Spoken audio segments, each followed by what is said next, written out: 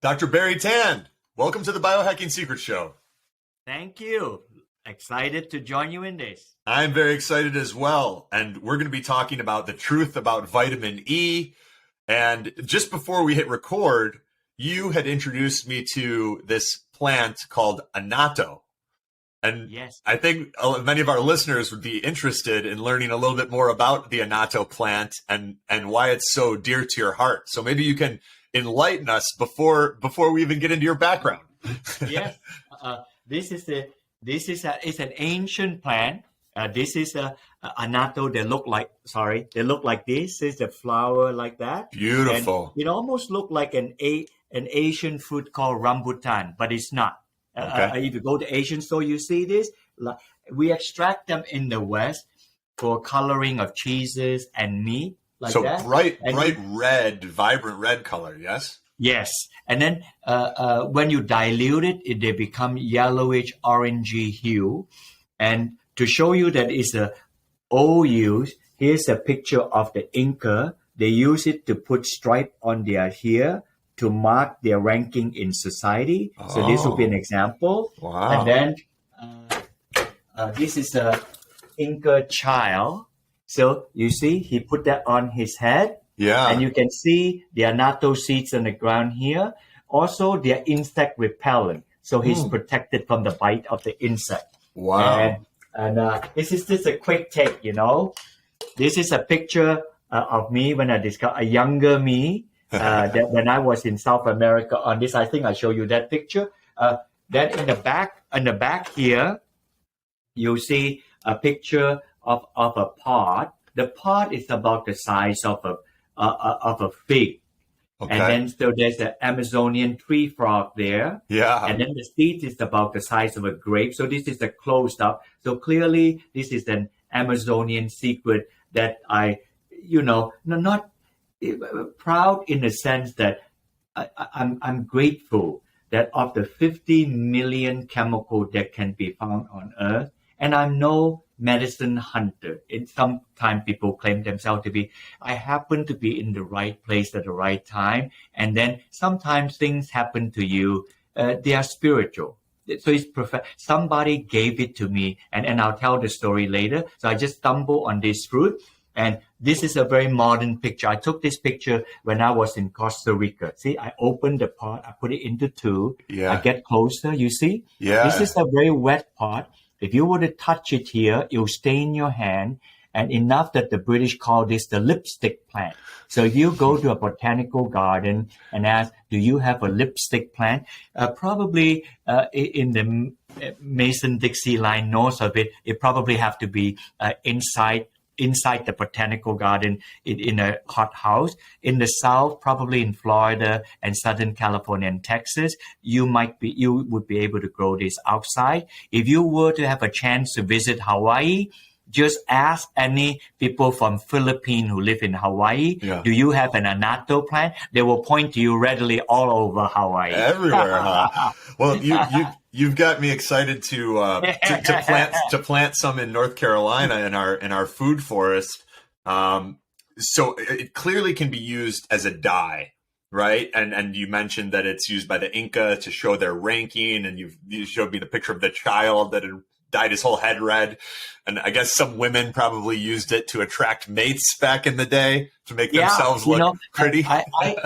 I'm trying to find a connection, that I wonder the original convention for the lipstick of women, red color. Okay, today you have many other colors like that. It may have come from this because the British had nicknamed this the lipstick plant probably about 300, 400 years ago.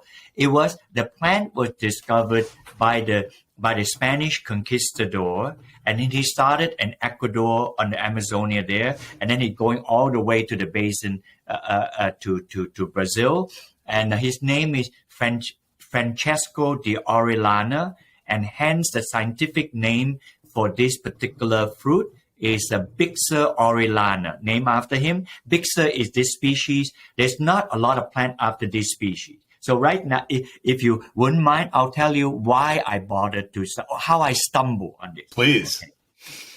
Okay. The year was 19 The year was 1989, 1990. So you see, this is no flash in the pan for me. And then later, as I explain more, you can automatically see how this is a biohacker's dream. But when I was doing it, I was not biohacking anything, ladies and gentlemen. I was just trying to be a scientist, trying to find things out from nature that is good for me like that. And even if I would be thinking, I sometimes thought that, what gives men and women the right that whatever is best for them is good. The plant never make material for you and I. See, we got it in our head. The plant makes plant material for itself. So even with time, I've learned to respect that. These selfish plants. Yeah. So this is actually one of the beautiful things. So Professor Johanna Seedon, she was the Harvard Medical School professor. And then she said that in the back of the retina, to protect the retina from degrading and preserve it, there is lined with lutein. So I'm actually coming to say lutein is where people needed the keratin for macular degeneration. Today, everybody seems to know about it. But back in the 1990s, nobody seemed to know. Then I was fascinated. Hey, I think that in Peru or Ecuador, they have giant marigold on the petal. I can extract this. So for that reason, I went to South America. Now, think of this, right? So much of life is serendipitous. I'm just trying to bear out my soul. It's like this. Please do. Continue. I like it. I am Chinese and I am Asian. And there's a lot of this biodiversity thing in plant in Asia. But that's not where I went. I cannot speak a word of Spanish. But that was where I went. See, the whole thing is an oddity. So I went to South America looking for this plant, cannot speak a word of Spanish. And then, somebody up there, God or somebody up there is seeing it fit to disclose this to me. Now, remember, I went there to look for this marigold plant, for the lutein. I'm already a carotenoid expert at this time. And then the lutein thing is good. So I did find a giant marigold. I next time when I see you in person, I don't have the book in front of me. I actually may, if I do, I show you this. Here, a picture of it. Sorry about this. Here. This is my book, by the way. If you download my name, then you can get a free copy of it. See, the truth about vitamin E. The truth about vitamin E. And then if you look a younger me. I was in South America. I did find the giant marigold. You're surrounded by them. Yeah, surrounded by. So I did, in a field of yellow marigolds. Yeah. So truth be told, I did find it. But fate has it, literally 30 feet away from me, I saw this annatto plant. I did not know how to pronounce the word annatto. Why was I fascinated? I'll show you the picture again. I'm sure your audience didn't catch. It looks almost like a pomegranate seed. Yeah, it does. Now, yes, it does. So look at it carefully. Yes. This fruit is unusual, and it's not at first blush you can see this. I know you're seeing it very close up like that.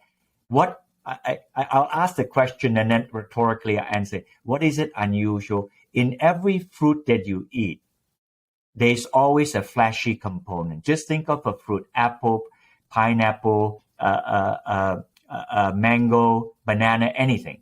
Mm-hmm. That fleshy part is called mesocarp. If you look at this fruit, where the fleshy part is nothing. It's air. You just have the seed and then the pod. Mm-hmm. So that is unusual because I have been a carotenoid chemist for almost all my life before I did this. Keratins are bound inside the cell. That's why when you do tomato sauce, the lycopene only under heat is slowly come out, the lycopene. Mm-hmm. And then the carrot, if you cook the carrot in oil and blanch it, when you blanch in high temperature, it come out in the oil. Otherwise, inside the cell. If you live where I do in New England, you will find lobster. They are greenish or yucky green or bluish color crustacean. When you cook them, they turn brilliant orangey color or red color. That means that they are bound to protein. The protein deproteinate, and then you see the color. All these examples I gave you is to tell you that in nature, keratin are bound to protect itself from degradation. Oh, This wow. is the only fruit that I know is not bound. Why do I know it's not bound? Because if you touch it, it stains you. So therefore, if it stains me, then I theorize there must be something that is not inside the cell, not bound to a protein that protect it from degradation. I was guessing it was a very powerful polyphenol because there are many polyphenol antioxidants. To my shocking surprise, I think this is meant to be. It was tocotrienol. I was already a learned scientist in tocotrienol in other areas like palm and rice, but never in this. So when I took it back, when I removed all the color and then pull out this nearly yellowish color thing, I found out, my God, this is almost all vitamin E and no tocopherol, only contain tocotrienol, and the two most potent tocotrienol this side of the face of the earth have ever seen. I said, am I serious? So my chemist looked at it for 3 weeks. Why we look at it for so long? Because we distrust our own analysis. So It's nice to see some guys doing proper science these days. Oh, you're in a small company.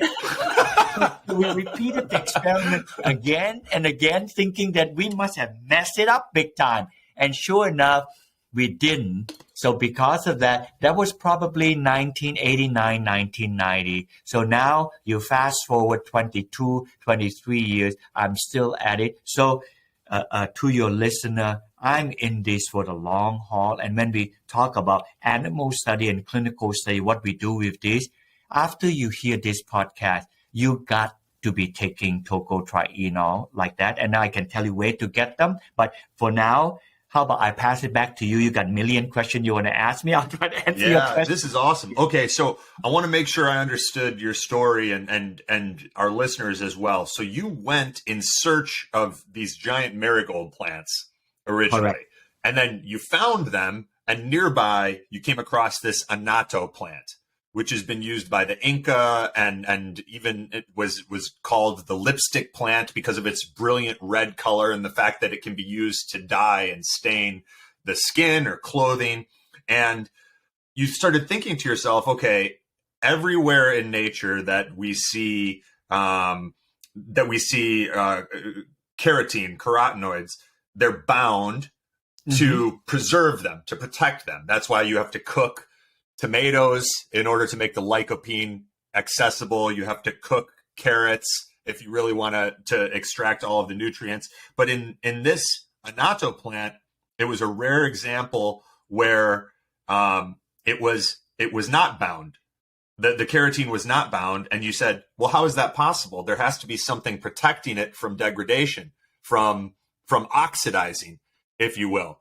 So you pulled out the carotene, and what was left was essentially a form of vitamin E, or a tocotrienol, if I'm pronouncing it correct. Yes. And in a rare case where there was no tocopherol, another derivative of vitamin E, is that accurate? And how much did I say wrong there that needs to be corrected? You know something for the audience?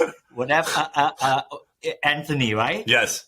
Anthony said he's got 100% correct. 100%. It's a good student. Shut it down. We're done. It's all downhill from here. You got it, man. You got it. So this is great. And I mean, a lot of people have heard of vitamin E, and I even have taken a product back in the day called Unique E. That was a vitamin E supplement that I thought was good at the time. I don't know if it's any good. But I'm sure you have a better one, or maybe you get it from food. But why is vitamin E so fascinating as a vitamin? What does it do in the body, and what has inspired you to go so deep on vitamin E? Yes, this is an excellent question. First, let me put it this way. Vitamin E, there are two groups. They are the tocopherols, which you find in a cereal box, and then there's tocotrienol. Tocopherol was first discovered exactly 100 years ago by two pediatricians in 1922, UC Berkeley. They discovered this factor at the time, and this factor is able to bring the fetus to full term. Most people don't realize this. Vitamin E was discovered because it brings the fetus to, so it's a birth vitamin like that. But most people know vitamin E instead as an antioxidant instead like that. So that's vitamin E. And then tocotrienol is almost a runt in the litter that is never going to, almost did not survive. It was discovered 40 years after, like the 1960s. And when they first discovered it, they mislabeled them. Normally, vitamin E, as in tocopherol, you have 4 Greek letters: alpha, beta, delta, gamma, tocopherol, like that. This is before they have the tocotrienol label. And then they use chromatography, their paper chromatography, not so sophisticated. Then they have it. So they have a dot here, they streak a dot here, streak a dot here, so you can see alpha, beta, delta, gamma. Then when they did this, they didn't know what it was. They have in the alpha, there's a shadow dot just right below it. And then gamma, there's a shadow dot below it, and delta, a shadow dot below it. Then they decided to name this. They already got the alpha, beta, delta, gamma. Then they have other Greek letters in old literature like nu, epsilon, zeta.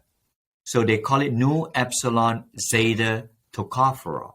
So these kind of nu, epsilon, zeta, and phi, like the PHI, phi tocopherol, they are actually alpha, beta, delta, gamma, tocotrienol. So they are mislabeled. They thought they were tocopherol. So that did not get corrected until almost 30 years after. Scientists know, but the standard textbook is not correcting it. So then how I got into this, 1983, when I was a University of Massachusetts professor, when I thought, wow, man, even the literature got this thing wrong. And then in the 1990s, all these study with alpha tocopherol said that it could cause cancer or get things worse. I said, I think I'm royally dead now, because they're going to throw the baby with the bathwater away. They cannot differentiate one from the other. But somehow I persisted. So fortunately, there's food on the table. I'm able to survive. So I continue. So this is truly a labor of love. So I continued it.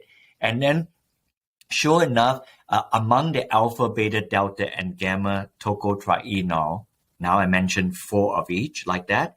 Of these 8 vitamins, if you Google, you will find out everything will fall out and 2 of them will survive.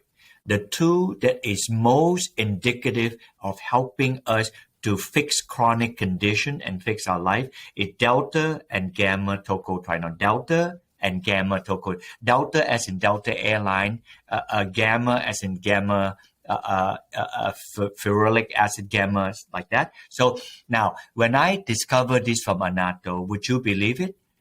It only contained 90% delta and 10% gamma tocotrienol, and nothing else. So when I stumbled on this, I said, I think I found in nature the most potent vitamin E ever to have been given to me. And then for the plant, they make this tocotrienol to protect the keratin from degradation. That's it. So I'm just lucky to be there to stumble on this. So that's, now you ask the question, why am I so interested in studying this?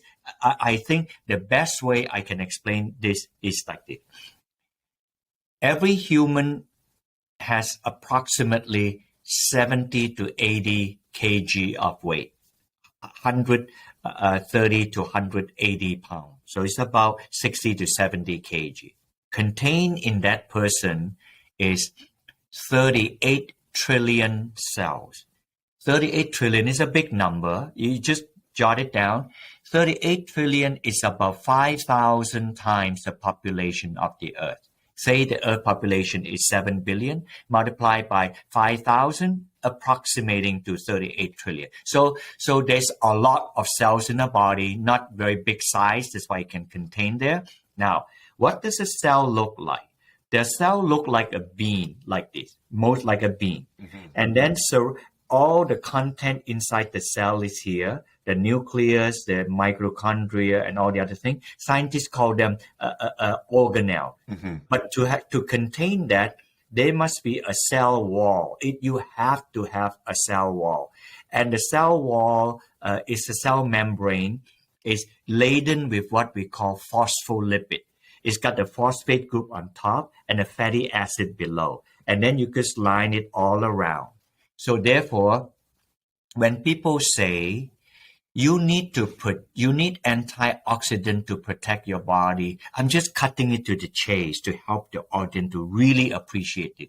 Everybody say that their stuff is an antioxidant. So after a while, your ear begin to spaz because you don't know what it means like that. And I'm a scientist. I'm not spazzing. I know what they mean. So when they say you protect this, you protect that, and then you protect the DNA, you protect it like that. Not that you don't believe this, but a lot of them are noise. It cluttered it more. But I will present it to you like this. Of all the things in our body that is most challenged to be oxidized is fat, hands down. In the summertime, we're going to come to summer. Somebody is going to find a roadkill.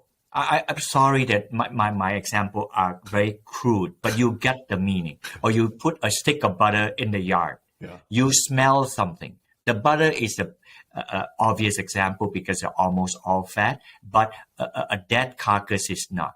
When you smell the dead carcass, that smell of the dead carcass, they are oxidized fat. They're not smell of oxidized protein or oxidized DNA. Not that oxidized DNA and oxidized protein or oxidized carbohydrate are not good, but the first thing you smell is oxidized fat. What am I saying? The lowest and the easiest thing to oxidize is fat. Once you got that, you will cut the chase. So that when you talk about antioxidant, you came most of the 20 to 30% fat in your body to be protected from oxidation. You don't want other things to get oxidized correct. It's just like oxidized LDL, oxidized glycated hemoglobin A1C, you see, they're protein. But mainly, you don't want your fat to be oxidized. And where are most of those fat? They are not necessarily your love handle. Most fat is exactly what I explained here. Surrounding each of the 38 trillion cells are the cell membrane, and those are the fatty acids. So if you take omega-3 fatty acid, you're hoping that it will line those fatty acids there with time if you take long enough. And if you do that, guess what? The omega-3 is highly oxidizable. So you want the fat on your cell membrane to be protected. So now that I convinced you and arrested your attention, you want antioxidant to be able to snug into the phospholipid of the cell membrane. And now in 1980, there was a professor. I only know his last name, Esterbauer. He was an Austrian professor, Esterbauer, very Germanic type sounding name in Austria. He decided to address this. He got many cells, remove all the cell, the lipid, and he harvests all the antioxidant and try to figure out what are the antioxidant that is stuck right in the cell wall. And then now that I'm going to decipher it out, of them, 90% of those antioxidants, I hope your audience are listening to this, they are vitamin E molecules, which means tocotrienol and tocopherol. 10%, 10 miserable percent of those antioxidants are things that you and I heard about. They are beta-carotene, CoQ10. Nobody mentioned resveratrol. Nobody mentioned astaxanthin. They are also powerful antioxidants, but that is not where they reside. Because when you talk about an antioxidant, like I'll purposely think about EGCG, green tea extract, or quercetin. You see a molecule here. They have an OH group here, OH group here, OH group here, OH group here. So quercetin, curcumin, resveratrol, EGCG, they have 3 to 4 OH group on other molecule. So when you have like that, just think of they have 3 to 4 headed snake. And when you stick into the lipid, you cannot have hydroxy group. You must have lipid group. So when you talk about tocotrienol look like this. Got a big, so he's got a giant molecule. Vitamin E. Now, if I purposely get off the screen here, you see that? The black is carbon, the white is hydrogen. So it's very lipid. So they are like hydrocarbon. Okay. They are like your hexane. You put in your octane, you put in your gas, like that hydrocarbon. Right. So this hydrocarbon will stick. If the frame of my talk is a cell wall, it will stick like that inside. If you have oxygen group like this and this, it is very uncomfortable inside the membrane. It have to go out like this. Okay. So if you have resveratrol, you got OH group everywhere, it will not stick into the membrane. And so this molecule, this will stick into the membrane.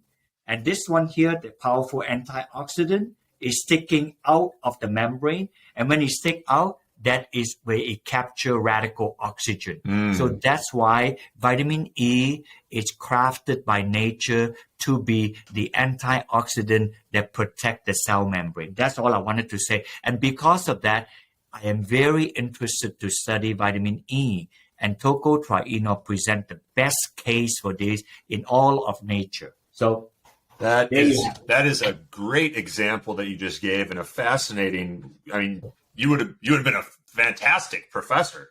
Well, I would have slept a lot less in college. Okay, so got straight A's. I got straight A's. So how do we tie this into? I'm starting to understand why many of the things that are called antioxidants are perhaps not as important or beneficial, because they don't directly impact the cell membrane, the lipid bilayer. And then if you go a little bit deeper, some of the things that are called antioxidants are actually pro-oxidants, and then they result in our body increasing production of actual antioxidants, like vitamin C, for example. So it gets to be a mess, and everyone's just like, my product contains antioxidants, that's why you should take it, and you're right. People just start tuning out. So with vitamin E, and specifically with these tocotrienols, they integrate and reside in the lipid bilayer, in the cell membrane, which is where most of our fat that is the most vulnerable to oxidation resides.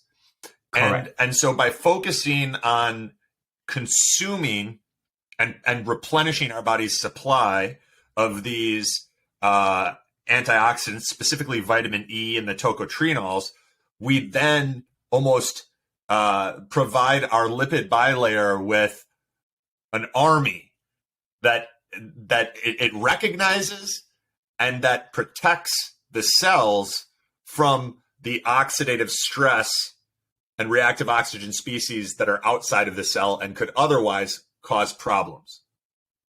What I screw up? You are spot on, and I'm actually saying this in truth. I happen to have in the back here. I want to show you because you say it's a video too. This is your audience probably know about this.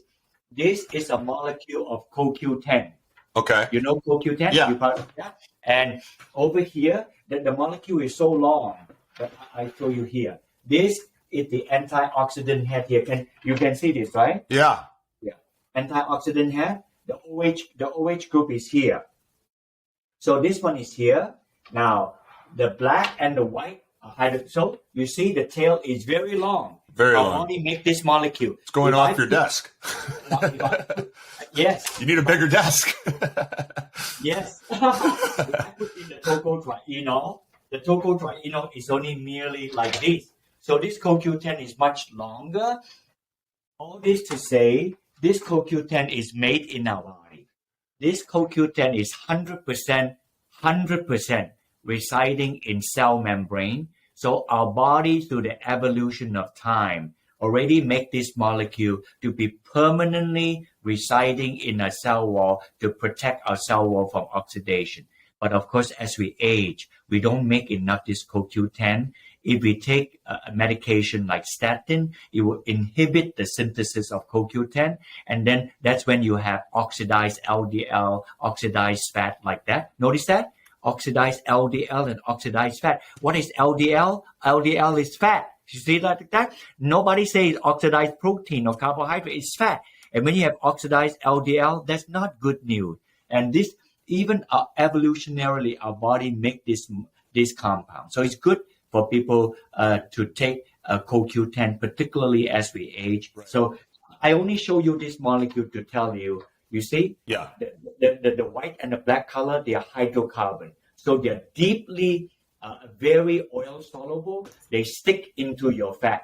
So if you have oxygen group, it will not readily or comfortably stick into your fat. So trust me, I am very sure about this, like that. Yeah. So if people talk about antioxidant, don't be just ask them, do they comfortably stay in the cell membrane? If it is not that they aren't important, but 38 trillion cell, most of the 38 trillion cell have carry your 25 to 30% fat. Well, that matter to you and I the most, because the fat is the easiest thing to get oxidized, and I need that to be protected. That's it. Very interesting. That's my narrative, and I have not changed my narrative for years, and nobody has attacked me on that yet. I'd like to see them try.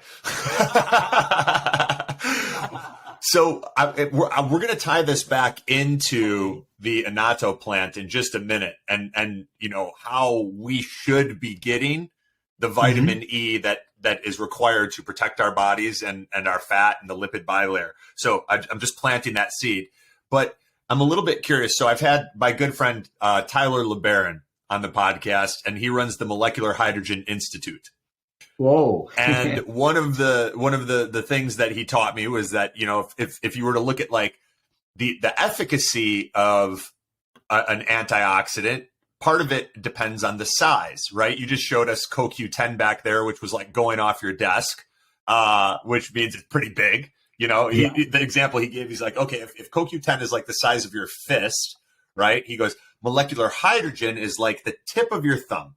And he goes, and because molecular hydrogen is so small, it can get into the cells. It can go through the lipid bilayer, and it can get into where the mitochondria reside and help protect our cells in that fashion. And I was curious, and feel free to skip over this if it's not in your wheelhouse, but can you compare and contrast the benefits of as an antioxidant between something like vitamin E, and the tocotrienols, and a molecular hydrogen, and where you see them in relation to one another? There would be very different. A molecular hydrogen would be one of this white thing. Yeah. One. So therefore, a molecular hydrogen is not it's not an organic molecule. It's an atom. So that it would be able to go to places a molecule like that cannot. A molecule like that would be able to go into your cell, because our human cell is made of organic molecule.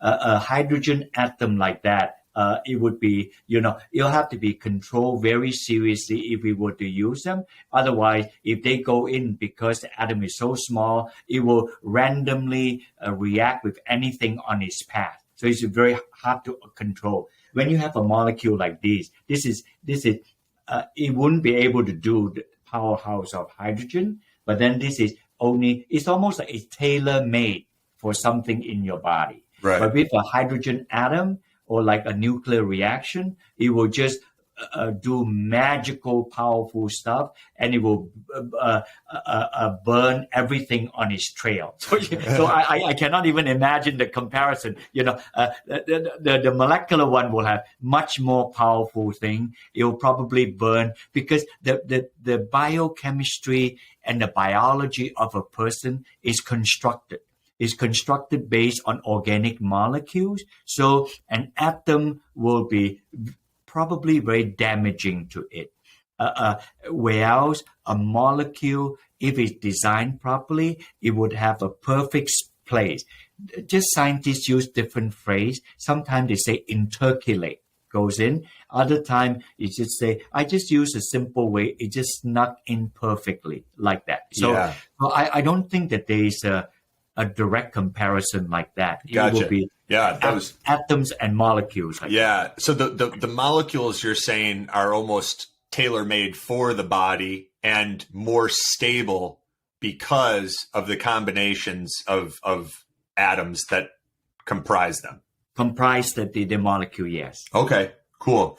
Okay, all right. And the one other thing that I wanted to touch on that you mentioned was statins. I mean, my dad has Parkinson's, and we've been slowly and strategically working with doctors to get him off of everything that probably contributed to that. Statins being one of them. You know, he was put on statins 2 decades ago, and then Dr. Joseph Mercola, who was on the podcast, helped awaken me to some of the dark side of statins and what they do to oxidize the fat in our body and how they can increase our risk of dementia and all of these other chronic and degenerative conditions.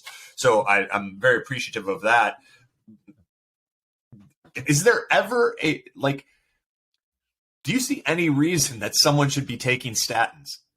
I don't know of any. And that's why I'm asking you, because maybe I'm overlooking it. But the more I dug into the scientific literature on statins, the uglier and uglier it looked. Yeah. How about there are different camps of people with statin, and I'll share my thoughts, and you may or may not appreciate it, but I'll just say what I factually know about this. I'm writing a paper on statin, and statin has much to do with this molecule here. This molecule. This molecule is called geranyl. But the tail is also hydrocarbon, except got one OH group here. The OH group here is not on a ring, so it's not an antioxidant. So this is geranyl. It's called GG. I'll spell it for the listeners real quick too. It's GERANYLGERANIOL or GG. Yes. Just for the people that want to nerd out and look it up. Yeah. And then if you look it up, if you wanted to download, if you go to my website, AmericanRiverNutrition.com, you can download the white paper for the tocotrienol. We have only 3 things we focus on. The tocotrienol, GG, you can download the white paper. And the last one we make a ubiquinol, which is the active form of CoQ10. We call duoquinol. So we don't do anything else but these 3. Tocotrienol, GG, and duoquinol, which is ubiquinol. And of the 3, this is just a blessing, and it's emotional to me. You know how I discovered this? When I was looking from the same plant here, the same thing. I haven't changed. I know you're going to see this, and it's boring now. The anatomy. No, it still looks pretty. Yeah. So when I extract this, and then we found the vitamin E, and then after I removed the vitamin E, I account for it. I saw this compound called GG. Then if I look at it carefully, see this vitamin E compound here? If I block this, you see here, this one here is a ring. Yeah. That's it's called a quinone ring, and the antioxidant is where my pinky is. Now, if I go to the other side intentionally, see here? Yeah. If I purposely block the ring, that is GG. Okay. That is GG. So evolutionarily, the plant make extra amount of GG so that it can use it to synthesize tocotrienol. That's it. So this is what the plant does. The human body does not make tocotrienol. Now let me give you a bombshell understanding, and then I'll try to come back to the statin thing. The entire GG is required for the synthesis of 4 things that I know. 4 things. There are probably more, but I know of 4. is required for the synthesis of CoQ10. The entire tail of CoQ10, you see that? The black and white thing here is 2.5 times the length of the GG. So it looks for the GG. Remember, CoQ10 is an endogenous compound. The body makes it. So all that to say, GG is found in the human body.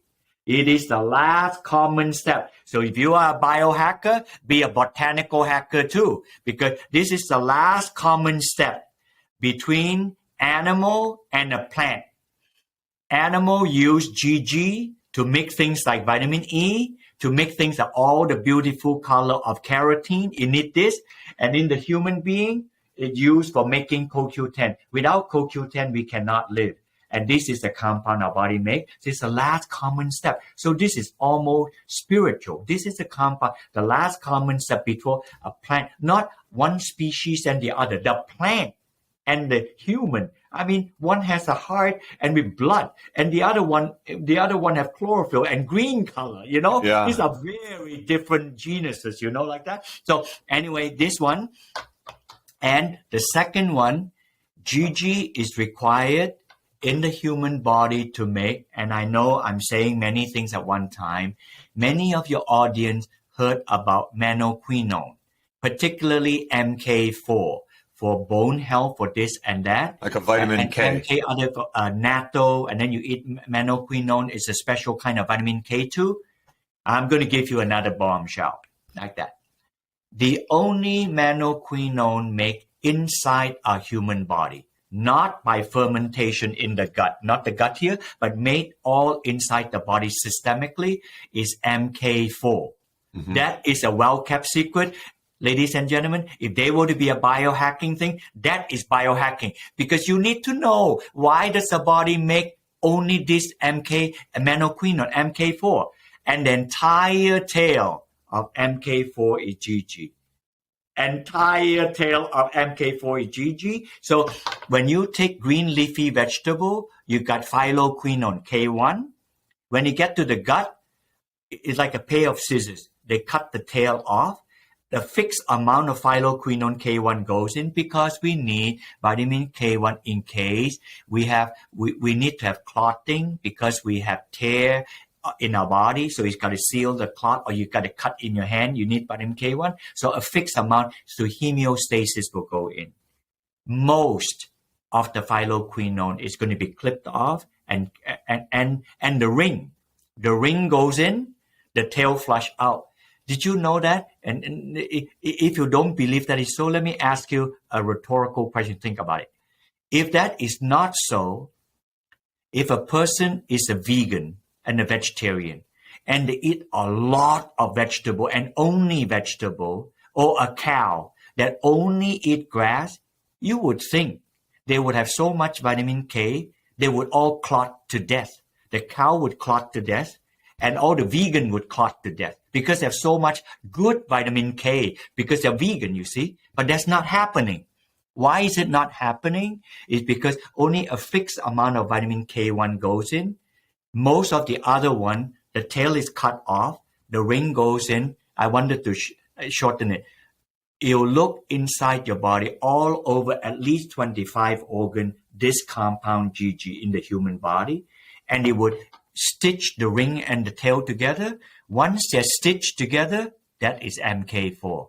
That is MK4, not MK7, not MK9, not 9, not 13, not 11. Please do this. I will send you all the paper. I want my audience to be educated. If that is biohacking, that is, man. That is a botanical hacking too. So the plant uses to make keratin, this and other thing. So I get you two. So it used this compound the body makes to make CoQ10, to make MK4. This is already big. MK4, anti-arteriosclerosis, calcification, bone health, blah, blah, blah, like that. So I can go each one of them deeper another time. Yeah. So the third one, it is used for promoting the body promoting the body to increase the synthesis of testosterone. You can go many directions with it. It could be increased libido. The Japanese were the first to study this. I'm not saying that increasing libido is not good for people who needs it, but the Japanese study is interesting. You know why they study? They weren't studying because of libido. They were studying this because in the elderly population, the elderly have loss of thrive. They can't walk properly. So therefore, it's a muscle thing. And testosterone increase the muscle strength, so they're able to have thrive. And the GG is able to increase MK4 and in turn able to increase thrive. So I gave you 3. And the last one that I know, the last one directly connects with statin, which was the question you asked me. Why do you need statin? Should someone take statin? When people take statin, the intention of the invention of statin about 35 years ago was that it was discovered in a mole. A Japanese scientist discovered it, and then the pharmaceutical company quickly came in and synthesized it. This statin drug has a small tail, and the tail is able to interculate and stick it into an enzyme called HMG reductase enzyme. And this HMG reductase enzyme is a critical step for the synthesis of cholesterol. So when you inhibit this enzyme, then cholesterol synthesis is inhibited. I'm just trying to answer this non-emotionally, although I respect where you're coming from. You read this and you're emotionally actually struck, say, why are people taking, and so many Americans are taking this? This is really bad. So there is, but I'll just bear out as is. I'll just remove my emotion. I think that if I remove, I am also emotional about it. But if I remove it, then your audience will be able to judge it, and probably some nugget of truth will come. But that was the original intent. And the 2 professors who did this, they're from University of Texas. They got the 1989 Nobel Prize for it. So there is a place for the inhibition of the synthesis of cholesterol. Now, I know the audience could say, well, why do we care about high cholesterol? High cholesterol is not the monkey on our back like that. So I'm not answering that. But it was the famed Framingham, Massachusetts study. You can Google this. If you ever come to Massachusetts, the U.S. government in the 1950s or 40s after World War II, they want to choose a small town in the United States to be, and they decided it would be Framingham, Massachusetts. That institute is still there. So they are doing study into the 5th generation. There are no such study.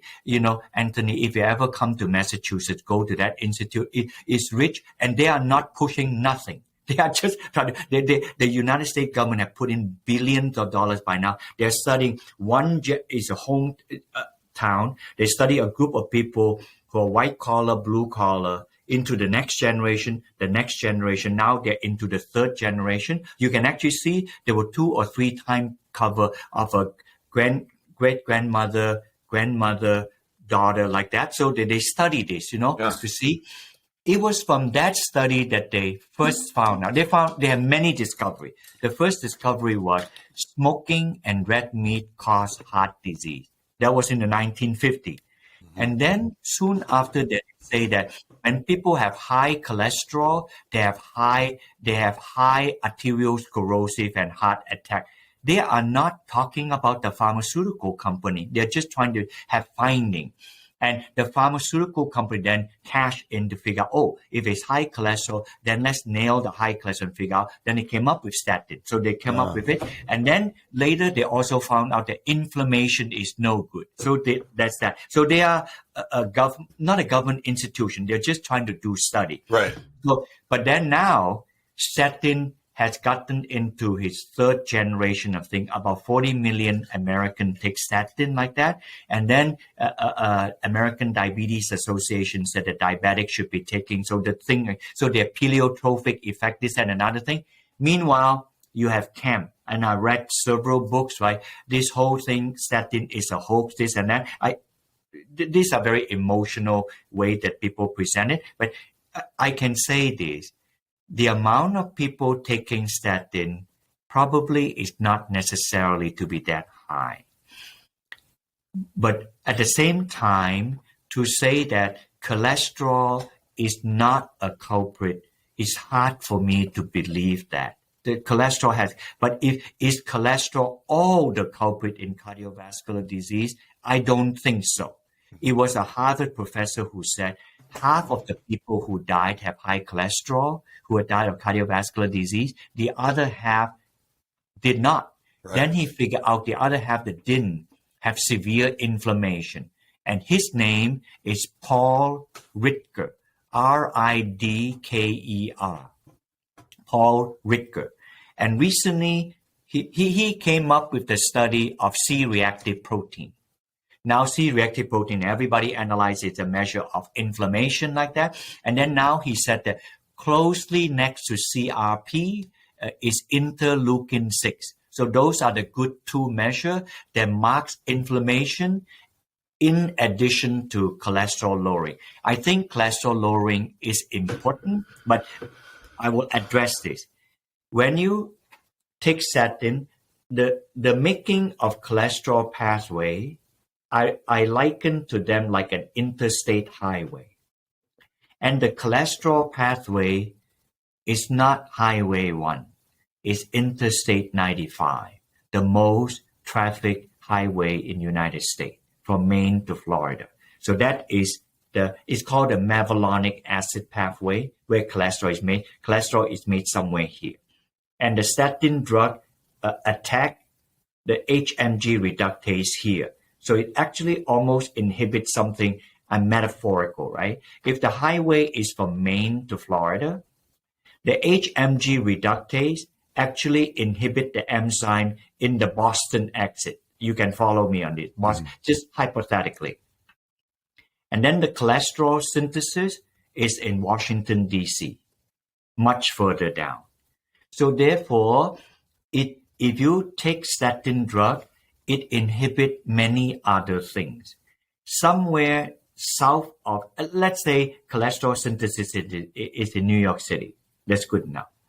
Somewhere below, like in Washington, D.C., people say that their CoQ10 drop when people take statin, because CoQ10 synthesis is in Washington, D.C., a site going this way. These are the main highway, these are the byway, like that. Mm-hmm. And then further down, somewhere in North Carolina, they say that they have muscle problem. That is myopathy with statin. So therefore, if you inhibit in Boston so strong, because the cholesterol dropped like mad, everything else below is decimated. So now I will give you the bottom truth about the last of the GG function. CoQ10 synthesis, MK4, testosterone, and the last one is GG is required for the synthesis of skeletal muscle protein. Just the skeletal muscle protein. And GG, if you inhibit statin at Boston and cholesterol is in Washington, D.C., you inhibit cholesterol in Boston, GG is somewhere in New Haven before you get the cholesterol synthesis. So part of the highway of Interstate 95 is the synthesis of GG.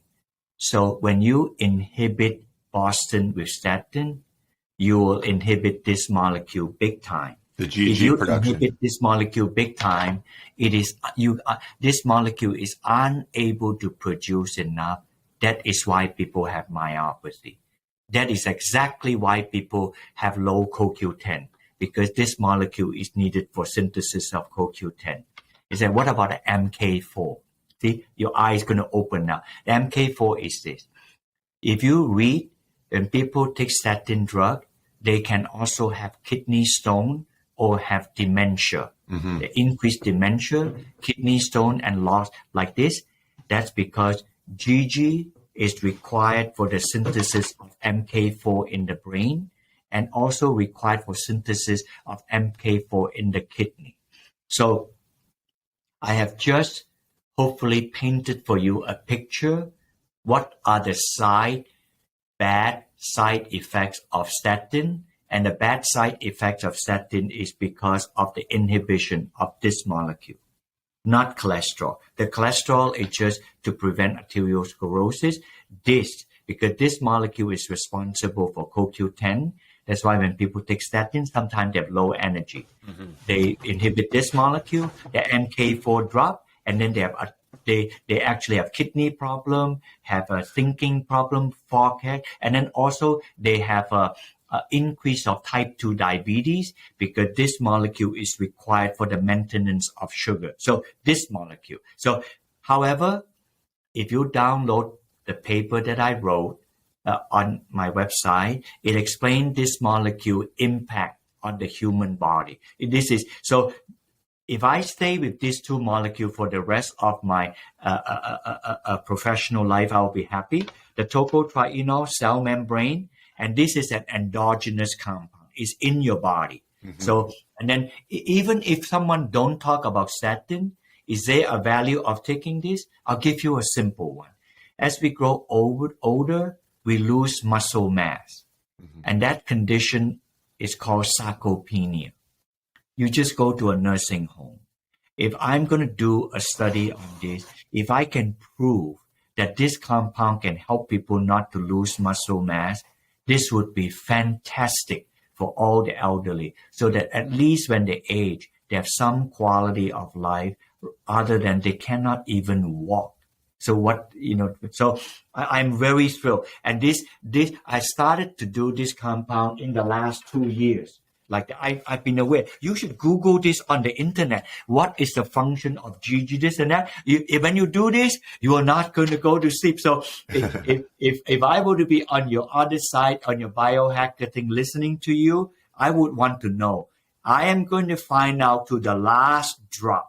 Why does the human body make GG, and why does it? Because it's a very most other thing is like exogenous. You use it to intervene something, mm-hmm. but GG is something your body make. So first start with that. Why does the body makes that? And how does the body get decimated with this? You remember on CoQ10, people say this. CoQ10 is called ubiquinone. It's called ubiquinone because it's ubiquitous. I will go further. CoQ10 is ubiquitous because GG is ubiquitous in your body. Mm-hmm. So any decimation of GG in the body is not good news. So that I'm thinking, and then now... And statins decimate GG. Statin decimate GG. And then for what it's worth, people said that, I try to be very honest with myself. What is Dr. Tan trying to push like that? I'll tell you. I'll be honest with you. American River Nutrition is a tiny company. I put all the science on this. And we are the first company in the world to make GG. And we got it from a humble plant called Anato you see behind here. We make it in America. And I am an immigrant. I have many chances for asking by people to make this elsewhere. I didn't. I make it in one of the most expensive states in the union. And I'm right here. And I'm doing this, and I'm doing this for the benefit of all. I'm taking this GG. So, and full disclosure, I take statin because I have genetic hypercholesterolemia, very high. I control, and then I worried if I would have a myopathy. When I take statin, I did not find muscle pain at any part of my body. I'm very grateful. So I'm going to do a test to see if and measure my CoQ10. My CoQ10 did not drop. It's on the first quintile of people. In other words, a normal amount of CoQ10 level is about 2.0. Less than 1 is not good. And my CoQ10 typically is about 4 to 5. So it's very high like that. Yes, I take CoQ10 supplement, but I also take GG, and the GG may stimulate my body to make more CoQ10 as well. So that's it. I'm giving you full disclosure, but even if you don't think that even if you think that I may be partially pushing CoQ10, you should read about the CoQ10 people publish. Statin is one drug that inhibits it. Another one affects women a lot.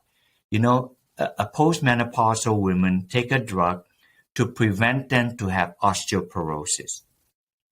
That drug is called bisphosphonate. BIS phosphonate. It's got phosphate group, bisphosphonate.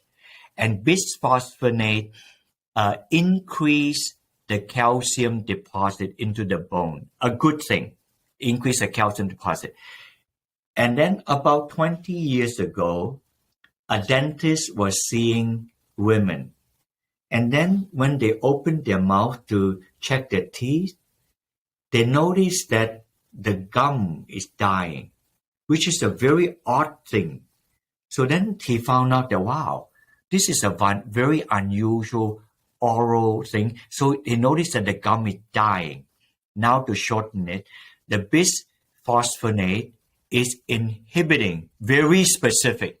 The bisphosphonate is inhibiting GG right at the gum, so that the gum is dying. So that condition, I'll say the whole name, it is acronized as BRONJ. If I spell it out, you're going to freak out. It actually stands for bisphosphonate related osteonecrosis of the jaw. In other words, osteonecrosis is the death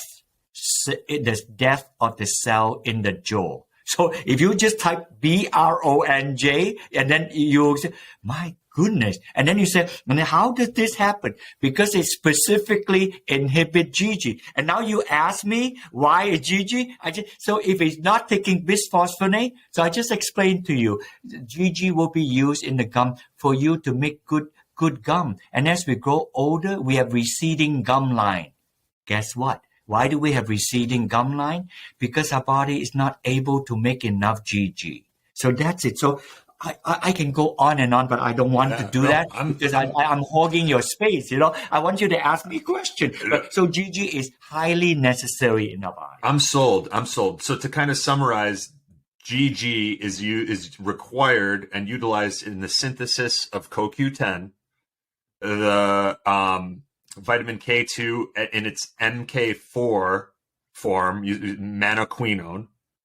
It increases the synthesis of testosterone, and it's utilized in the production of skeletal muscle protein, and a whole bunch of other things. But those four is very powerful already. Very powerful. Just those four is powerful already. Any one of those of those will be good. So I'm just thinking, oh, wow, people should be taking this, but it cannot be any earlier because we did not have the. Actually, I've been studying for the last 15 years for the audience purposes. Then Dr. Tan, why are you not doing this any earlier? First, you should know, I was not out there to cashing in quick. Why did I wait this long? Because I'm doing a new nutritional supplement. Yes, it is from a plant, but I have to prove that it is safe. So we did safety and toxicological study. We published this, and then until we got GRAS, FDA GRAS is GRAS. The FDA mean that it generally recognized as safe. Until we get GRAS, we were determined not to put it out in the market. We just got GRAS a year ago. That's why I'm talking. But I've been studying this for a long time. So you can just Google. Many people publish about this. But if you want a starting point, just download my white paper first. And then many people write about this in different areas of study. Yes. And so I'm on AmericanRiverNutrition.com right now. Mm-hmm. You got me so excited about GG and the vitamin E, the tocotrienols, and I want to talk a little bit more about duoquinol. Mm-hmm. Are you guys selling these right now, or can you just? We make this in large quantity, so we don't sell finished product. Meaning that when we make them, they are about 55-gallon drum and 1 ton tote. So just think like that. So we're selling ingredient, and companies you can buy on the internet. If you put duoquinol, or you simply put Anato GG or Anato tocotrienol. If you put annatto, GG, annatto, tocotrienol, they are some companies that come to mind would be Designs for Health, Okay. like that. Designs for Health, they do this. But there were other companies. Actually, if you go onto our website, it probably lists all the company that sell them.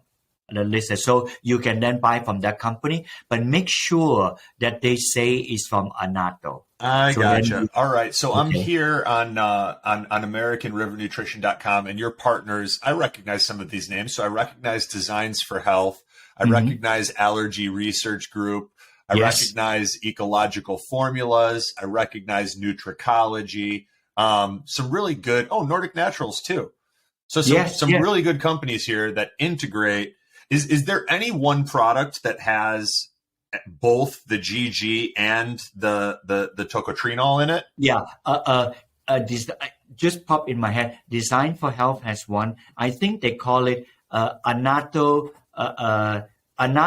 EGG. E is just Vitamin E. Vitamin E. Annatto EGG. If you go on their website, they have it. I think it's 150 milligram a pop. It's just a tiny soft gel like that. Annatto EGG. Awesome. So that answers my question, which was how do we apply some of this wisdom that you've been sharing? And then I kind of like two more questions if you're up for it. Yes. Kind of going back to cholesterol. There's a lot of people that are doing more meat-based diets these days. Now, they're at least our audience, the individuals that are doing that are particularly careful to only do grass-fed, pastured meat, not factory-farmed meat with all that junk in it. But part of what happens for some people in that case is they find their cholesterol goes up in their blood biomarkers. Now, I would imagine in an individual that's dealing with inflammation, if we go back to some of the work of I think it was Paul Ridker, let's say someone has high CRP or high interleukin-6, then I could imagine that that's a problem potentially because a lot of the fat could be oxidized. If there's high inflammation, there's probably also high levels of oxidative stress and free radicals that are causing issues where that fat is then oxidizing. If an individual is very careful about keeping their inflammation levels down and they have low high sensitivity CRP, they have low interleukin-6, and they're consuming a more meat-based diet from grass-fed animals, and their cholesterol goes up, do you see that as a bad thing? Or is it possibly just fine, and that individual might make more testosterone, and it might even be associated with lower risk of dementia as they age? Yeah, that is now you are now in an ideal world. You're talking about individual that have no past history of anything. They just want to eat a diet similar. I'll just think, don't take this offensively. Similar to like a polar bear. Yeah, sure. Only meat eater. Understand. If you do this, I would say this. I'll give you the good news. I love eating meat, but I tend to eat less. But I understand there's a whole construct of people eating meat. If you eat meat, particularly grass-fed meat, you're going to have a decent amount of MK4. I can tell you this. Why? Because the cow eat grass, and the grass is green, so they got the MK4 coming in. And then, so now the MK4 will go to the meat. And if you eat the meat, you have high MK4. So if you're meat eating, you would expect that you will have a reasonable amount of MK4, a reasonable amount of CoQ10, and with that, a reasonable amount of cholesterol, because these are all lipid-soluble material. So the cholesterol rise is not a surprise to me that if you eat organ meat, they'll rise even higher, particularly liver. So it is well known, not a surprise like that. And long time ago, the Eskimo were eating only meat, they're fine. So I know all this kind of narrative like that, but we are modern day, we are not Eskimo, we don't go out there and, we're sitting in front of the computer. There are other stuff too, that. So, I said that if somebody doesn't have a family history of The high cholesterol may not be necessarily bad in and of itself. Maybe that if my cholesterol is high, maybe I want to check what percent of my high cholesterol is oxidized cholesterol. They say that cholesterol is potentially atherogenic. That means that it will cause clogging of the artery. But oxidized cholesterol, they are very sticky. They will be atherogenic. And how do you get oxidized cholesterol? That means that the LDL particle, the cholesterol thing, is oxidized like mad because inflammation is high. So in that instant, I would ask that audience to take tocotrienol. It's so classic. Please take tocotrienol, because if you take tocotrienol, the tocotrienol will land on your LDL particle. It will resist oxidation. We even have a clinical study on this. Of all the vitamin E, only the delta tocotrienol will resist oxidation of your LDL particle, which would expect it to be high on people who are just meat eating. So that would be it. I would say I'll zone in on that. If the person have a low muscle mass because they're elderly, then perhaps to consider taking GG as well, like that, because the GG can help you to build skeletal muscle mass like that. And I assume that your audience is largely already rejecting statin taking. However, some among your audience may be taking it. And if you do, please take two things. If you do, I'm not asking you to stop or not stop. If you are taking statin, if you're not taking statin, then this is irrelevant to you. Take the tocotrienol, take the GG for muscle mass, the tocotrienol to protect your LDL because you're eating a lot of meat.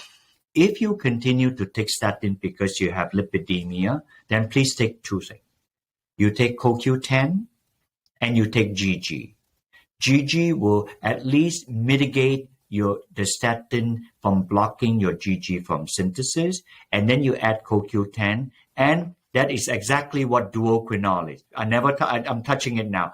Duoquinol is CoQ10 in the ubiquinol state and GG. Oh, that's it. So, by the way, you can download this this thing on my website. Please do, And after you download, if you want to call me up for another interview, I would love that. I'm doing this thing strategically. And by the way, when I did this, we are trying to sell the duoquinol the least price that we can to have the maximum benefit to everybody out there. So if you are meat eating, I think the duoquinol is good. But if you are a statin taker, it's a no-brainer. It's just a no-brainer, because if you don't believe in me, just simply go on it. Statin, you just type statin and Jaranol, you'll be able to read none of them I published. Somebody else did. You'll see obviously the reason for all the side effects of statin is the decimation of GG. Hands down.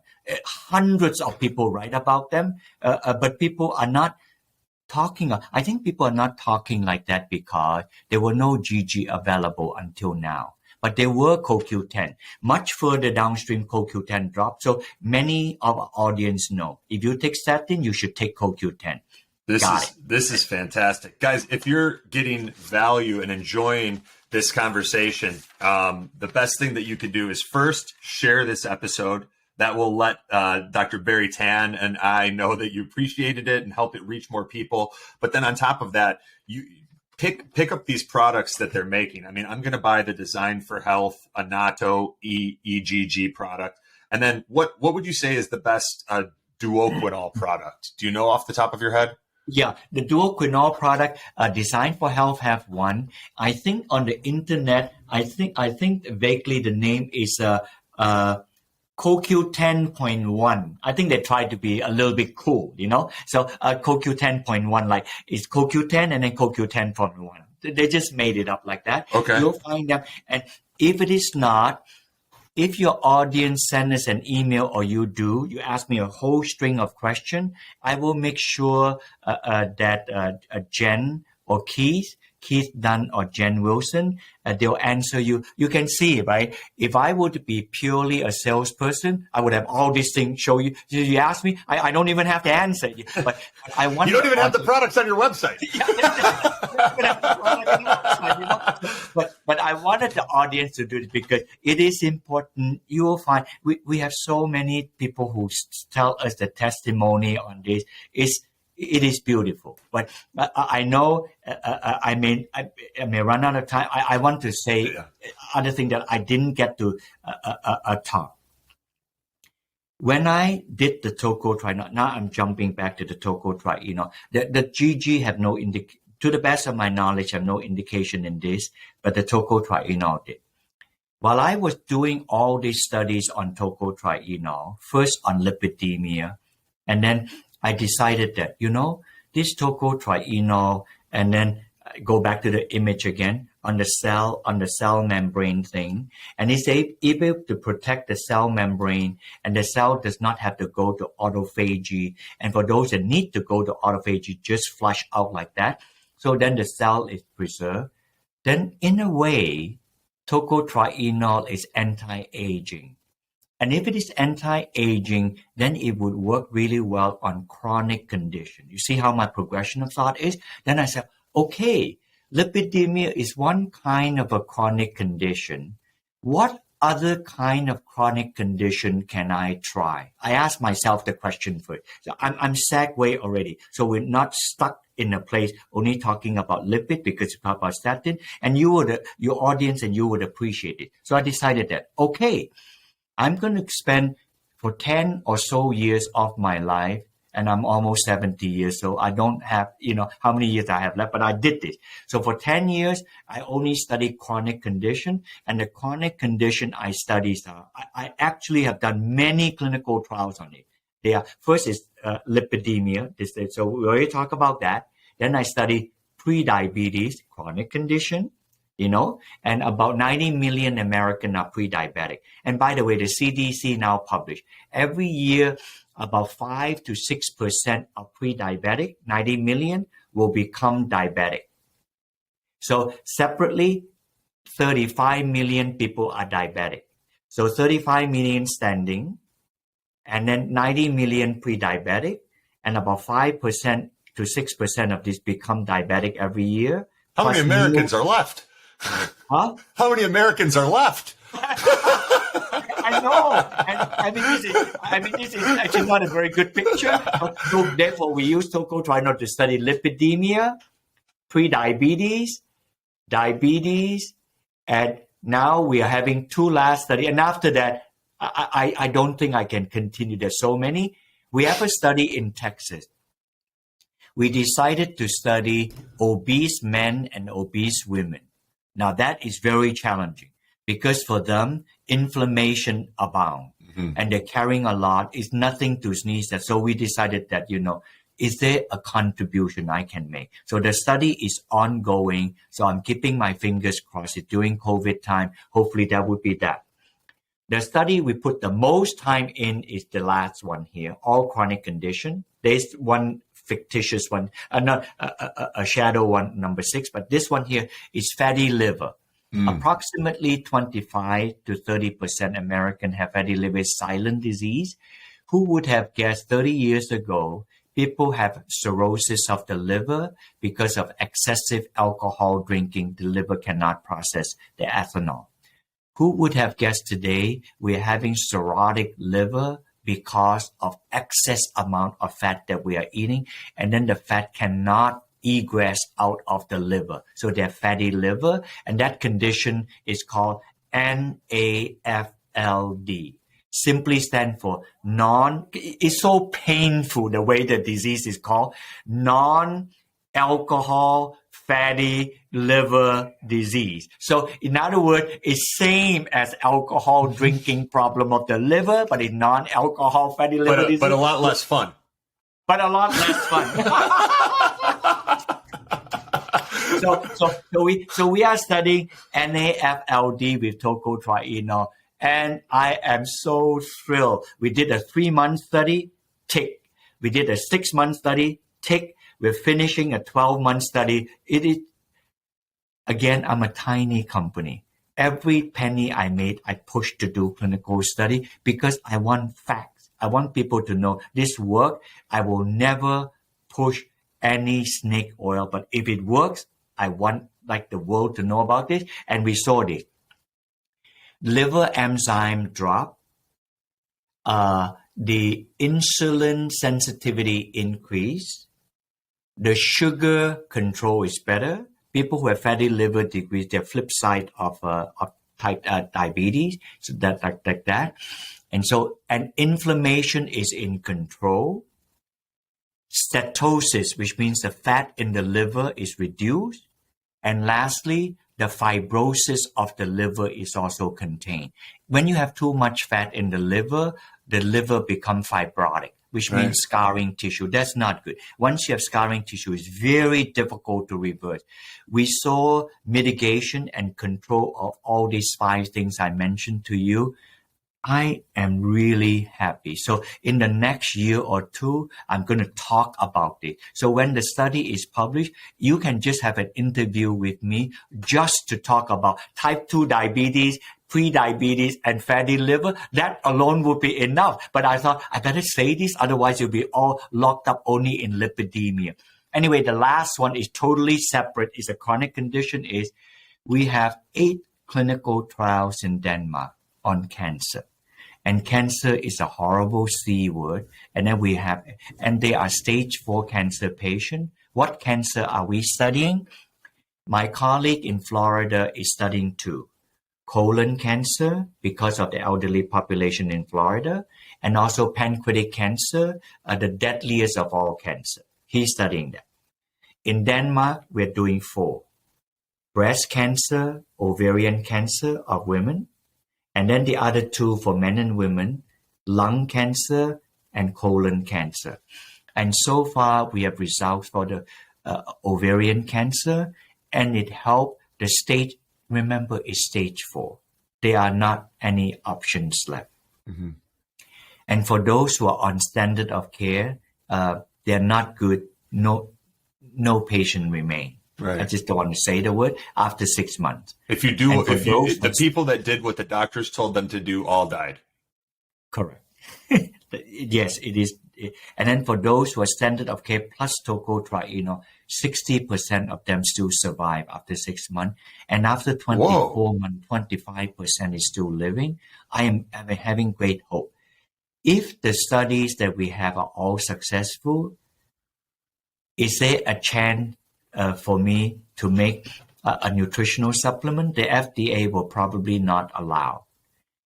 Probably I will publish the study so people can read the study and do what they can. Maybe under one exception. Under Congress have passed an act under the Compassionate Care Act. When there are no options available, then this may be possible. We have not looked to the legality of how this is done. We are putting blinders on and say, does my tocotrienol help to kill the cancer cell? So far, our mechanism is 2 things. 1, when they take the tocotrienol intracellularly in the cell, it inhibits the cholesterol synthesis. And cholesterol synthesis is very important to cancer because cancer multiply 100 times faster than normal cell. So they need a lot of cholesterol. So if you inhibit the cholesterol, they cannot form the cell properly. So there's one stratagem of how to go after cancer. The other one is if the cancer already becomes a tumor. In other words, it's already a solid tumor. Solid tumor is needing nutrient about 100 times more.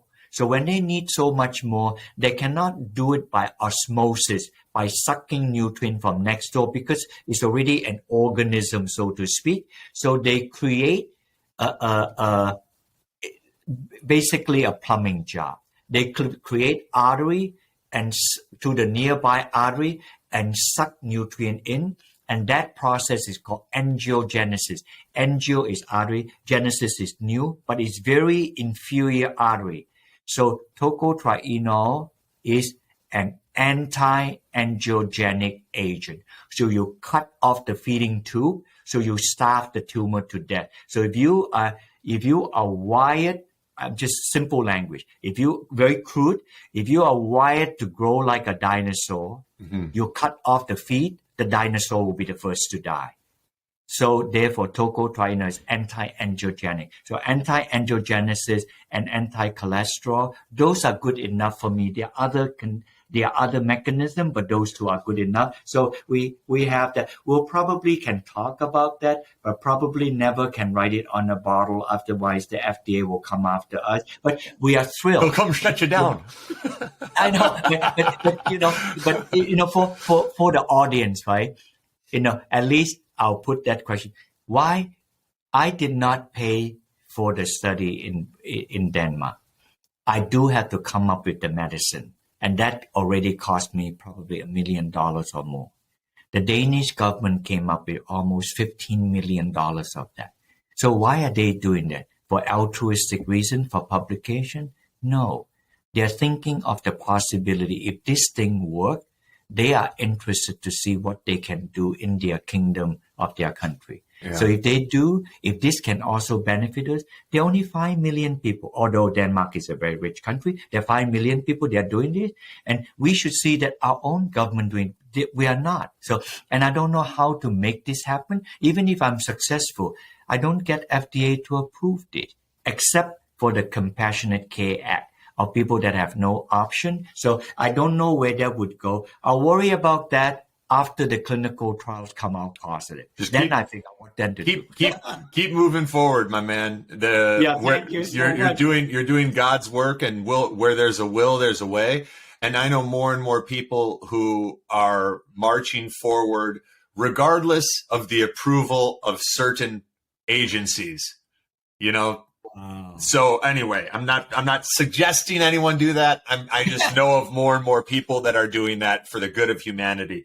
The last two things that I wanted to mention. So are you familiar with the Gerson protocol by Dr. Max Gerson, a German physician in the 1920s? No, inform me. I've heard about this, but I don't know enough. So I was turned on to it by a girl that had stage 4 cancer, and she'd gone through multiple rounds of chemotherapy and just kept getting worse, and it was ruining her health, and she was told she'd never have children. So finally, after they told her she had to go back and do more chemotherapy, she said, I'm done. She read about this Gerson protocol, which detoxifies the liver and boosts endogenous glutathione through coffee enemas.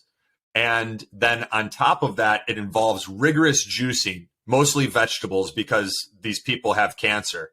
And to my knowledge, hundreds of thousands of people have done it. It saved this woman's life. She now has children and did it all with that combination. I'm not saying that's all she did, but she heavily credited, when she told me this story, she heavily credited the regular coffee enemas for detoxing her liver and the juicing protocol to her survival and the fact that she was able to overcome stage 4 cancer and eventually have a family. I would be very fascinated to see in people that are willing, a combination of your products, your vitamin E, with the Gerson protocol, Gerson. So that's one thing that I wanted to mention. That one. I took a quick comment so that you can ask the other question.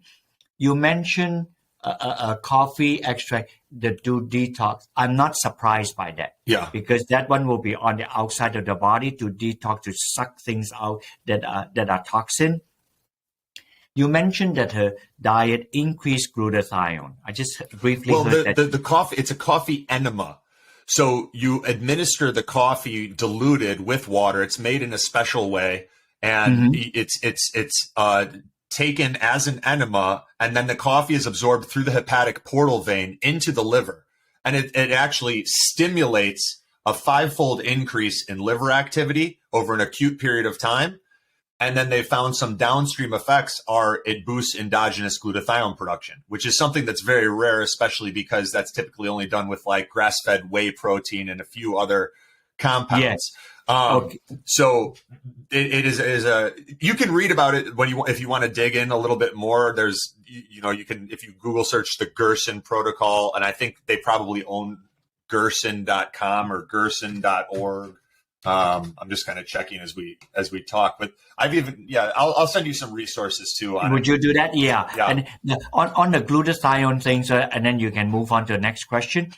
We did a clinical trial and we weren't expecting that. And the research was done in UC Davis.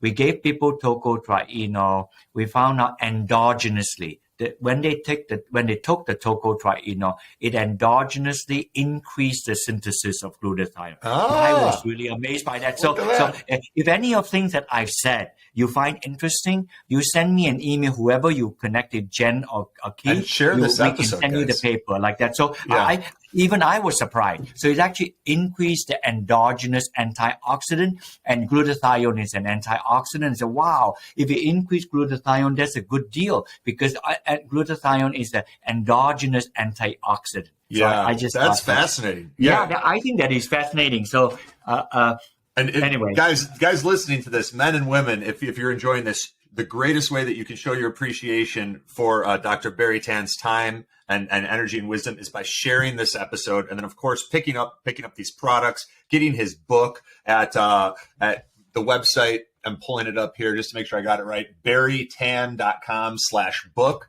And Dr. Tan, it is that resource, that website is gerson.org, GERSON.org. Okay. If you wanted to go a little bit more. The last question that I had, and then we're going to kind of land this plane, and unless there's anything else that you have to share. But guys, definitely pick up the truth about vitamin E at barrietan.com/book. In those studies on non-alcoholic fatty liver disease, are you guys tracking the blood marker ALT before and after? Yes. I have simplistically called that a liver enzyme, AST, ALT. Yeah. Anthony, is comprehensive. We even did CAT scan. No, it is so expensive. So we did that, and we did fatty liver, ALT, AST. We begin with that. We did that in the 3-month study. Yeah. And then separately, the study finished, published. The 6-month study finished and published. And then we did the 12-month study. And each of those, the reason we did the 3, 6, and 12 month is intentional. We did that because sometime when we do a 3-month study and then we make that claim like that, then I said, the liver is the largest organ in the body, and then it has a lot of weight in it. So I may want to be sure that it is a time dependent. So that's why we independently did a 3, 6, and 12-month study. And interestingly enough to us, that in all of the 3, 6, and 12 months, the liver enzymes did drop, ALT and AST, as well as A1C, as well as a fasting glucose. But basically, we wanted to see, is the metabolites in control, which means it's triglyceride and sugar in control. Did they do anything to the insulin? Rather than insulin resistance, the insulin sensitivity increased. I'm saying so many things at one time. And then they said, and then by the way, we even checked them, we didn't expect. And they even have weight loss. Anybody that has fatty liver disease and weight loss is good news. So that's great. They have weight loss, about 10 to 15 pounds. I don't know the exact number, something like that. And then the liver is under stress. So this liver enzyme increase, the liver enzyme drop. And then we measure inflammation. The C-reactive protein drop. And then we also measure oxidized fat, MDA. The fat also is dropped. Then finally, I just said, wow, we've done all of this experiment. Let's see if the scarring tissue is reduced, which is fibrosis. If the steatosis, which means the fat inside the liver, you can use ultrasound to do that. And when we saw that the fat is reduced and also the scarring tissue is in control, I said that, man, this is as good as it's ever going to get. I mean, what else you want? And this is a nutritional supplement. If I push any more, then FDA knock on my door. I don't want them to knock on my door. So I've done this. So if there's any more you think out there, if you have a liver somehow that is damaged, or you want improvement in your liver health, tocotrienol. And just make sure and then to take this material, make sure that you do not take tocopherol. You take the tocotrienol with a meal because it's absorbed properly like that. So this, I would say, rather than taking credit to myself, this is the best thing the earth have given to me. And this is from that humble plant. I'll show you the beautiful picture one more time from this plant. I extracted this from this plant and from nothing else. I didn't make it artificially like that. And by the way, you can Google and you can buy this. Just look online.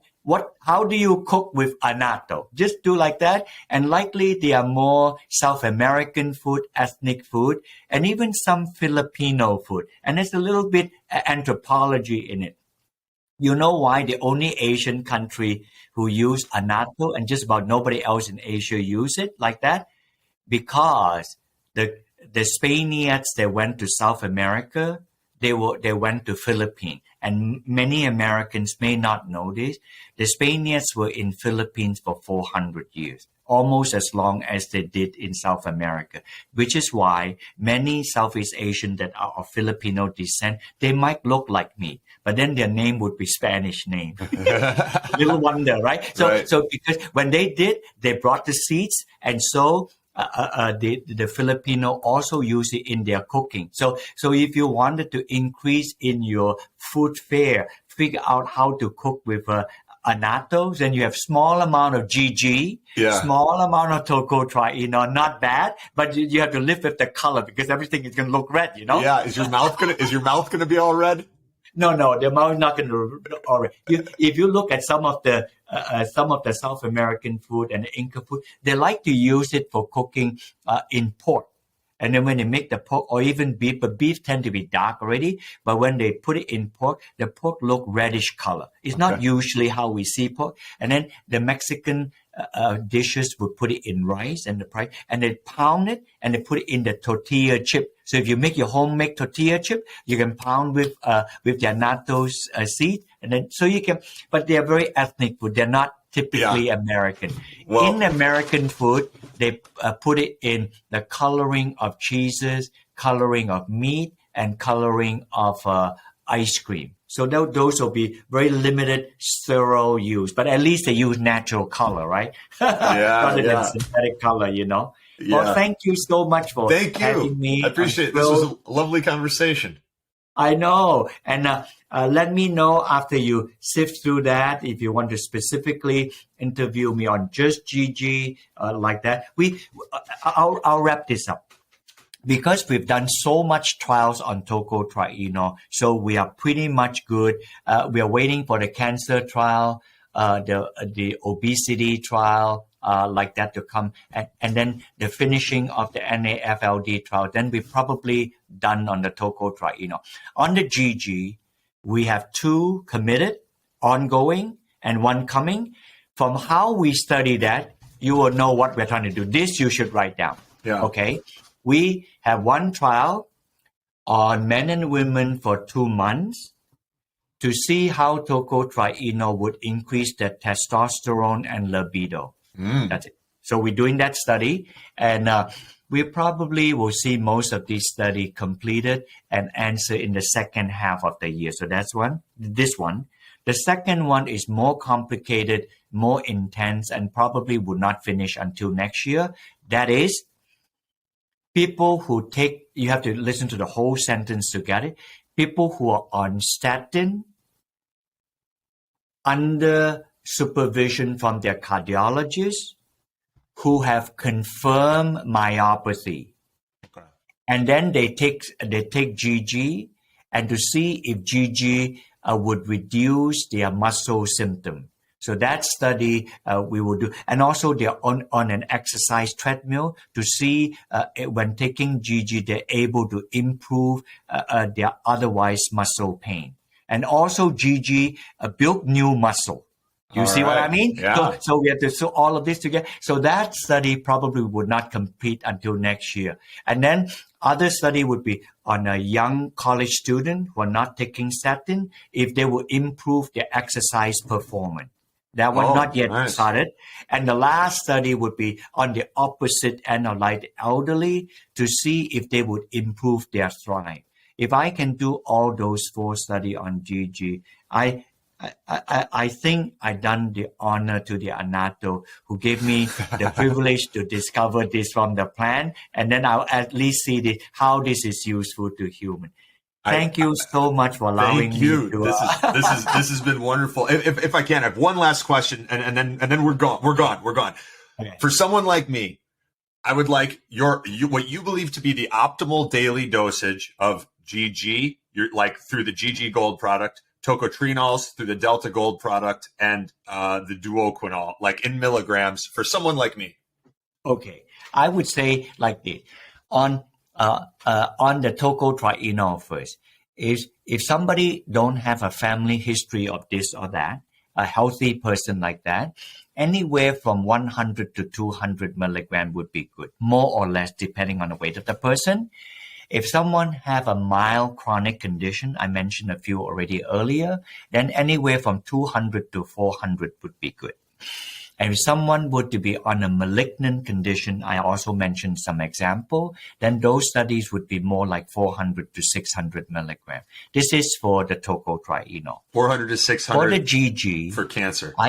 For the GG, then I think that there is no reason to take more than 300 milligram. In the studies that I conducted, we have two groups. One group is on 150, the other group is on 300. For both the testosterone libido as well separately on the interfering of the statin on myopathy, 150 milligram group and the 300 milligram group. So you can see that range like that. A start would be 150 milligram would be adequate. And then on the duoquinol, they are in the internet, they sell 100 milligram, 100 milligram of ubiquinol and 100 milligram of GG. The other one is 200 milligram, 200 milligram, meaning 200 milligram of ubiquinol and 200 milligram GG. There is no reason I see that somebody need to take more than that. So I hope I answer your question. I personally take about 300 milligram CoQ10. For GG, I take about 150 milligram. And for tocotrienol, I take 300 milligram personally. Now, I take that. I'm a lightweight person, about 125 pounds. Why do I take the way I did? Because I have hypercholesterolemia, and I believe that the GG and the CoQ10 is good for my heart. So for that reason. Dr. Barrie Tan, I don't know if you played baseball, but you knocked it out of the park. Thank you. I hope that your audience will enjoy this. And if they spend an hour and a half, you are blessed. And if you have anything, you wanted to send me a note, your people, you can always leave me a note on my Twitter account, this, that, and other one. And if you want something sent to you, something you cannot find on the internet that I mumble about, I would get one of my people here to send you the paper. Thank you so much for your time. Thank you so much, Dr. Barrie Tan. Okay, appreciate you guys.